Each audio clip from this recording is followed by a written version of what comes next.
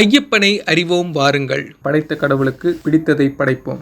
ஐயப்பனுக்கு பிடிச்ச நெய்யை சுமந்து செல்லும் பக்தர் ஒருவரே சபரிமலையில ஐயப்பனை காண முடியும்ன்ற ஒரு கருத்து பொதுவா இருக்கு. மனித ஆன்மாவுக்கு நிகரானதா கருதப்படும் நெய்யானது இறைவனுடன் இணைவதாக பக்தர்கள் நம்புகிறார்கள். நெய் நீக்கப்பட்ட தேங்காய் உயிரற்ற உடல் போலன்றதுனால அங்க இருக்கிற நெருப்பு குழிக்குள்ள போட்டு போறதாவும் சொல்லப்படுதுங்க. நெய் தேங்காய்க்கு பின்னாலேயும் ஒரு குட்டி ஸ்டோரி இருக்கு, வாங்க பார்க்கலாம். ஐயப்பனோட அவதார நோக்கம் நிறைவேறியதும் பந்தல மன்னர் ராஜசேகரன், மணிகண்டனி நீ தெய்வமாகி சபரிமலையில நின்னாலும் உன்னை பார்க்க நான் வரணும், அதுக்கு நீ எனக்கு ஆசீர்வாதம் செய்யணும் அப்படின்றாரு. அடர்ந்த வனப்பகுதிக்குள்ள நான் எப்படி தனியா வர முடியும் அப்படின்னு கேட்கும்போது ஐயப்பன் சொல்றாரு, நீங்க கவலைப்படாதீங்க, கருடன் உங்களுக்கு வழிகாட்டுவார். சரி, உன்னை பார்க்க வரும்பொழுது உனக்கு தேவையான பொருட்களை வாங்கிட்டு வருவனே, அது கெட்டு போகாம இருக்க என்ன செய்யணும் அப்படின்னு கேட்கும்பொழுது, நீங்க மட்டும் இல்ல நிறைய பக்தர்கள் என்னை காண இங்க சபரிமலைக்கு வருவாங்க, அதனால கெட்டு போகாத பொருட்களை கொண்டு வரணும், உங்களுக்கு பிடிச்சது நெய் தானே, அதை நான் கொண்டு வரும்போது நீங்க கட்டாயம் ஏற்றுக்கணும்னு